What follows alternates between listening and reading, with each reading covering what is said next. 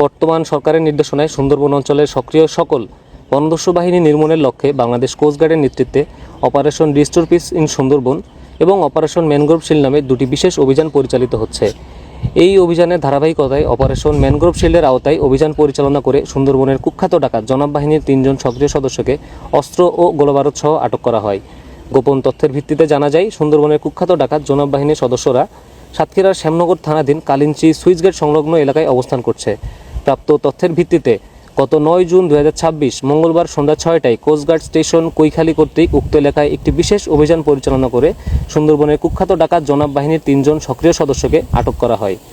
পরবর্তীতে আটককৃত ডাকাতদের তথ্যের ভিত্তিতে উক্ত দিন রাত 11টায় শ্যামনগর থানাধীন হরিণটানা খাল সংলগ্ন এলাকা হতে একটি একনলা বন্দুক ও 2 রাউন্ড তাজা কার্তুজ উদ্ধার করা হয়। আটককৃত ডাকাত আজিবর গাজী, রবিউল গাজী এবং ফারুক হোসেন সকলেই সাতক্ষীরা জেলার শ্যামনগর থানার বাসিন্দা।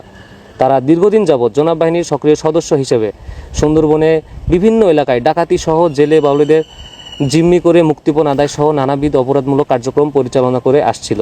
উদ্ধারকৃত অস্ত্র, গোলাবারুদ ও আটককৃত ডাকাতদের পরবর্তী আইনানুগ ব্যবস্থা গ্রহণের কার্যক্রম প্রক্রিয়াধীন রয়েছে।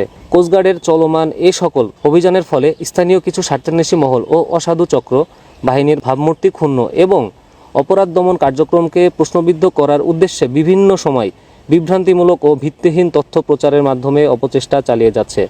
অপপ্রচার থাকা সত্ত্বেও কোস্টগার্ডের দস্যু দমন অভিযান অব্যাহত থাকবে। সুন্দরবনকে সম্পূর্ণরূপে দস্যুমুক্ত ও নিরাপদ রাখতে বাংলাদেশ কোস্টগার্ডের নিয়মিত অভিযান ও গোয়েন্দা তৎপরতা অব্যাহত থাকবে।